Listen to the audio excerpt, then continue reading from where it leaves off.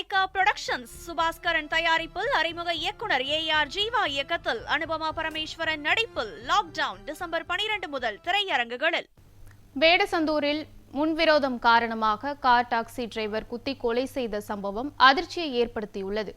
வேடசந்தூர் குங்கும காளியம்மன் கோவில் தெருவைச் சேர்ந்த செந்தில் என்பவர் கோயம்புத்தூரில் கால் டாக்ஸி ஓட்டுநராக வேலை செய்து வருகிறார். சில மாதங்களுக்கு முன்பு அதே பகுதியில் மீன் கடையில் வேலை செய்யும் முத்துக்குமாருடன் ஏற்பட்ட தகராறில் கைகலப்பு ஏற்பட்டதாக கூறப்படுகிறது. இதனால் ஏற்பட்ட முன்விரோதம் தொடர்ந்து வந்த நிலையில் தந்தையின் உடல்நிலை காரணமாக 2 நாட்களுக்கு முன்பு ஊருக்கு வந்த செந்தில் நண்பர்களுடன் மது அருந்திவிட்டு மீண்டும் தகராறில் ஈடுபட்டதாக தெரிகிறது. இதனால் செந்தில் தனது நண்பர்களுடன் இருசக்கர வாகனத்தில் நாகம்பட்டி வழியாக சென்றபோது பின்தொடர்ந்து வந்த முத்துக்குமார் திடீரென வழிமறித்து செந்திலை கத்தியால் சரமாரியாக தாக்கிவிட்டு தப்பி சென்றதாக கூறப்படுகிறது. மேலும் காயமடைந்த செந்திலை மருத்துவமனைக்கு அழைத்துச் செல்லும் போது வழியிலேயே அவர் பரிதாபமாக உயிரிழந்தார்.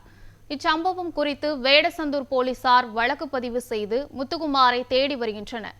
முன்விரோதத்தின் தொடர்ச்சியாக இளைஞர் கொலை செய்யப்பட்ட இந்த சம்பவம் வேடசந்தூரில் பெரும் அதிர்ச்சி பரபரப்பை ஏற்படுத்தியுள்ளது.